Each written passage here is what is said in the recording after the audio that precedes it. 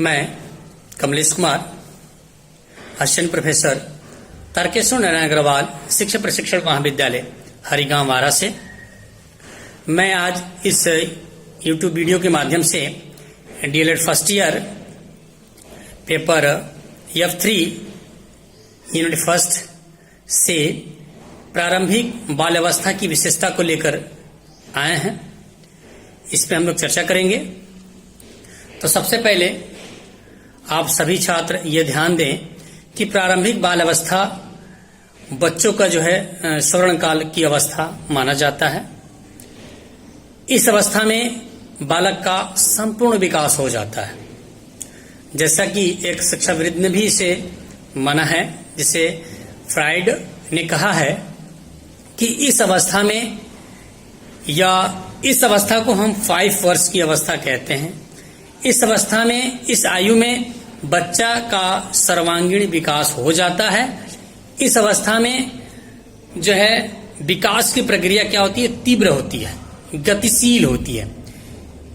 इस अवस्था में इनका जो है एक परिपक्व नागरिक के रूप में निर्माण की ओर ये अग्रसित होते हैं, इसलिए इन्हें स्वर्ण काल की अवस्था मानी जाती है। शैशवावस्था के बाद जो बाल्यावस्था आरंभ होता है, यह अवस्था बालक के लिए एक व्यक्तित्व के निर्माण की होती है। इसमें उनका क्या होता है कि व्यक्तित्व एक निर्माण होता है। उसके बाद इस अवस्था में क्या है कि उनमें विभिन्न प्रकार की आदतों का भी विकास होता है। जैसे कह सकते हैं कि उनके व्यवहारों में परिवर्तन, उनकी रुचियों में परिवर्तन, उनकी इच्छाओं में परिवर्तन। वह इस अवस्था में क्या करते हैं कि किसी भी कार्य को अपने अनुरूप करने का प्रयास करते हैं और अपने खुद उसका निर्माण करने का प्रयास करते हैं। और सबसे अच्छी बात क्या है इसमें कि इन अवस्थाओं में बच्चे के अंदर अनोखे परिवर्तन होते हैं।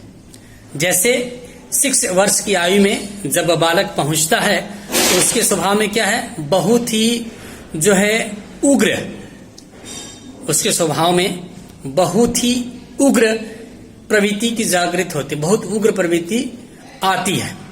उसके बाद बच्चा जब 6 से बाद 7 वर्ष में पहुंचता है तो इस आयु में उसके अंदर उदासीन की भावना जागृत होती है और वो अकेले रहना पसंद करता है।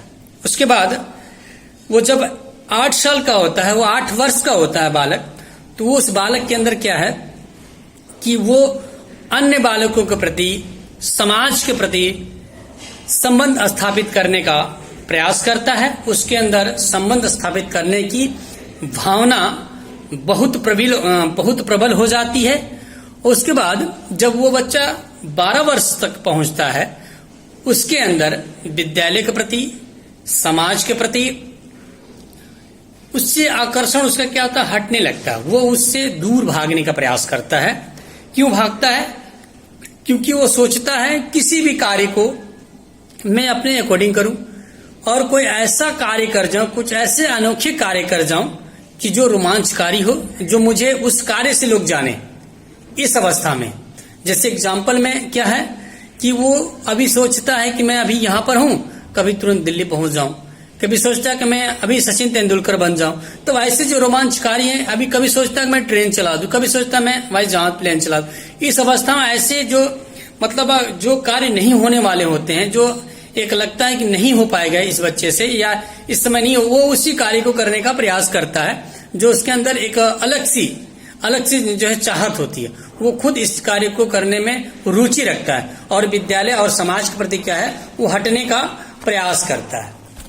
उसके बाद इसमें क्या है कि इस अवस्था में जो हमारे एक स्पेशली जो विशेष हमारे परिवर्तन, जो विशेष इनके परिवर्तन होते हैं, वो क्या है कि इनमें जो विकास की स्थिति रहती है, इस अवस्था में स्थिरता पा जाती है। जो लगभग 7 से ऊपर जब जाते हैं तो इस अवस्था में क्या है कि उनके अंदर विकास की जो गति होती है वो स्थिर हो जाती है। उसके बाद इसमें जो मानसिक विकास होते हैं वो भी स्थिरता की तरफ आ जाती है।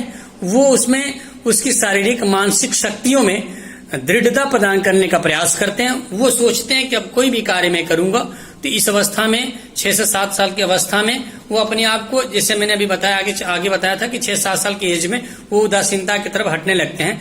तो ऐसी स्थिति में उनकी जो कार्यशैली है वो थोड़ा स्लो होने जाती है, वो स्थिर अवस्था में ला देते हैं उसको।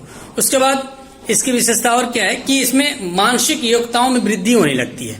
उसके बाद जब बच्चा 8 साल और 9 साल का पहुंचता है तो उसके अंदर फिर क्या आता है, अचानक से मानसिक योग्यताओं में वृद्धि आने लगती है, वो क्रिएटिव होने लगता है। इस दौरान क्या है कि उसके अंदर संवेदनात्मक उसके बाद प्रत्यक्षीकरण की जो शक्तियां होती है उसमें वृद्धि हो जाती है। वो किसी भी कार्य को प्रत्यक्ष रूप से दिखाने का प्रयास, वो भौतिक स्थिति को जांचने का प्रयास करता है। उसके बाद उसके अंदर संवेदना जो होती है जो वो प्रबल हो जाती है। कोई चीज अगर हाइपोथेसिस, वो कोई अगर काल्पनिक चीजें हैं तो वो प्रत्यक्ष रूप से देखने का प्रयास करता है उसे। उसके बाद इस अवस्था में एक और चीज आगे निकल के आती है इस अवस्था में बच्चे में कि जिज्ञासा की प्रबलता हो जाती है। वो इस अवस्था में किसी भी कार्य को, किसी भी वस्तु को जो अदृश्य होती है या जो उससे नहीं होने वाली है, उस चीजों में वो जिज्ञासा, उससे वो क्लियर करने का प्रयास, उसे जानने का प्रयास करता है। जो कोई उसे मतलब उस अवस्था में उसको उससे नहीं हो पाएगा, लेकिन फिर भी उससे कार्य करने का वो प्रयास करता है, क्योंकि उसमें लास्ट में क्या रोमांचकारी स्थिति उसके अंदर आ जाती है। इसलिए उस कार्य को, उस बात को जानने का वो प्रयास करता है जो उसके लायक नहीं है, जो उसके स्तर की नहीं है। उसके बाद इसमें आता है वास्तविक ज्ञान का विकास। जब वो बच्चा 12 वर्ष का हो जाता है, इन सारी चीजें, इन सारे स्टेपों से ऊपर आता है जब, तो उसके अंदर वास्तविक ज्ञान का विकास होता है। कि अभी जो मैंने एग्जांपल आपको दिया था कि बच्चे के अंदर ये सोच रहती है कि अभी मैं ट्रेन चला दूं, अभी मैं बस को उठा दूं। तो ऐसी जो प्रवृत्ति, ऐसे जो रोमांचकारी स्थितियां होती हैं उनके अंदर, वो क्या होते हैं 12 वर्ष के बाद या 12 वर्ष के लास्ट में, जब बाल्यावस्था जब लास्ट से आ जाते हैं तो वहां पर वास्तविकता का उससे ज्ञान होता है कि नहीं, ये चीजें ऐसी नहीं है कि नहीं तुरंत की जा सकती है, इसके लिए प्रॉपर तैयारी होनी चाहिए, इसके लिए अब हमें योग्य बनना होगा, तभी हम ट्रेन चला सकते हैं, तभी हम बस चला सकते हैं, तभी फ्लाइट चला सकते हैं। उसके लिए हमें क्या है, एक तरह से हमारे अंदर वो मानक एबिलिटी होनी चाहिए जिससे हम कर सकें। ये कोई खेल नहीं होती है। तो इस अवस्था में लास्ट में आने के बाद उनके अंदर वास्तविकता का ज्ञान होता है। उसके बाद वो क्या करते हैं कि रचनात्मक कार्यों में रुचि रखने लगते हैं। जो ऐसे कार्य होते हैं जिसमें रचना की जाती है, इसमें कुछ निर्माण करने की चीजें, निर्माण करने की बातें आती हैं, उनमें क्या होती है, उनकी रुचियां बढ़ जाती है। जैसे किसी के साथ कोई संबंध स्थापित करना है, कोई नया संबंध है, कुछ ऐसी नई चीजें जो है उसका नई चीजें बनवाना है, उसमें उनकी क्या रुचि बढ़ जाती है। उसमें वो अधिक से अधिक प्रयास करते हैं जुड़ने के लिए, अधिक से अधिक वो उस कार्य को करने का प्रयास करते। जैसे अगर रचनात्मक कार्य में देख लें, किसी बगीचे में हम कोई ऐसा जो है कलात्मक या कोई ऐसे कार्यक्रम रख देते हैं जिसमें रचना की जाए, जिसमें कुछ बनाने का प्रयास। जैसे विद्यालय में कोई सांस्कृतिक कार्यक्रम दिया जाता है या कोई ऐसा पार्टिसिपेट्स कार्यक्रम किए जाते हैं जिसमें बच्चे कलात्मक चीजें, कुछ खेल के माध्यम से, कुछ वाद माध्यम से, कुछ ऐसे सेमिनार के माध्यम से, कुछ ऐसे मतलब कार्यक्रम रखे जाए जिसमें रचनात्मक, जिसमें वो रचना करे, जिसमें उसकी सोच ब्रॉड हो, जिसमें उसकी सोच में वृद्धि हो, काल्पनिक जो है बातों को उसमें वृद्धि, उसमें जानने और वास्तविकता को खोजने का उनके अंदर वो विकास हो। ऐसे मतलब कार्यों को, ऐसे कार्यक्रमों को करने का वो प्रयास करते हैं।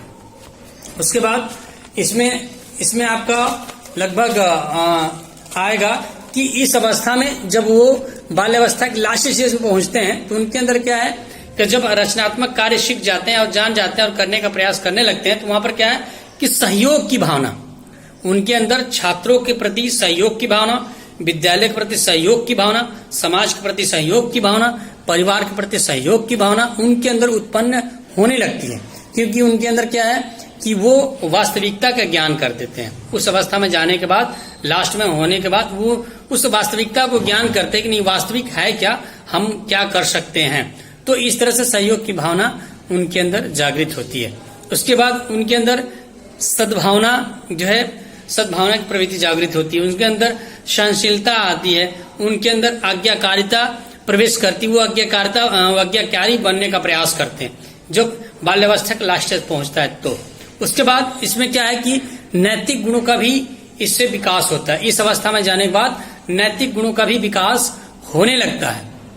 इनमें नैतिक गुणों में विकास में क्या आएगा कि न्यायपूर्ण व्यवहार, ईमानदारी करना, सामाजिक जो बातें हैं उन बातों को मूल्यों को जानना है कि वो बात हमारे लिए कितना जो है मूल्यवान है। उसके बाद उनके अंदर एक सामाजिक भावनाओं का भी विकास हो जाता है। उसके बाद इसमें आता है आपका कि बहिर्मुखी व्यक्तित्व। इस व्यक्तित्व के अंतर्गत व्यक्ति के अंदर जो बाह्य जगत या जो उसके रुचि उत्पन्न करती हैं वह क्रियाएं भी ये करने का प्रयास करता है और ऐसा लगता है कि ये हमारे व्यक्तित्व का जो है यह हमारे व्यक्तित्व से जुड़ा हुआ वर्क है, उसको भी करने का वो प्रयास करता है। उसके बाद उसमें संवेगों पर नियंत्रण, जब इस अवस्था के लास्ट स्टेज में पहुंच जाता है तो उसके अंदर संवेग पे नियंत्रण करने की भी क्षमता आ जाती है। जैसे प्रथम स्टेज में हम लोग देखें, प्रारंभिक बालावस्था के स्टेज में हम लोग देखें कि बच्चा जब 6 साल या 7 साल का रहता है तो उसके अंदर चंचलतापन अधिक रहता है 6 सालों में, और वो क्या करता है कि एक दूसरे के प्रति ईर्ष्या जलन या एक दूसरे से छीनने झपटने इत्यादि चीजों को वो जो है ज्यादा प्रवृत्ति उसके अंदर आती है। लेकिन जब 7 साल या 8 साल के बीच में पहुंचता है तो उसके अंदर उदासीनता आने लगती है। उस प्रकार से यहाँ पर जब बच्चा बाल्यावस्था के लास्ट स्टेज में पहुंचता है तो वहां पे संवेग पर नियंत्रण होने लगता है, वो अपने संवेग पे कंट्रोल करता है, वो अपने ईर्ष्या क्रोध इत्यादि जलन जो एक दूसरे के प्रति रहता है, हीन भावना, उस पे वो कंट्रोलिंग कर लेता है, उस पे वो अपना जो है स्थिरता रहता है। इसमें क्या है, जैसे संग्रहीकरण, वो किसी भी बातों को संग्रहण करने की प्रवृत्ति आ जाती है। बिना उद्देश्य की प्रवृत्ति बिल्कुल जो है नहीं होने पाती है। उसके बाद किसी काम की प्रवृत्ति उनके अंदर बढ़ जाती है। उसके बाद सामूहिकता की प्रवृत्ति बढ़ती है। इस तरह से बच्चे का जो है बाल्यावस्था में विकास हो सकता है। ये उनके जो है प्रारंभिक बाल्यावस्था की विशेषताएं हैं। अगर किसी प्रकार के मेरे वर्ड किसी प्रकार से आपको समझ में नहीं आते हैं तो जो है कमेंट्स बॉक्स में कमेंट्स करें, मैं अगले वीडियो में आपको समझाने क्लियर करने का प्रयास करूंगा। इन्हीं बातों के साथ बहुत बहुत धन्यवाद।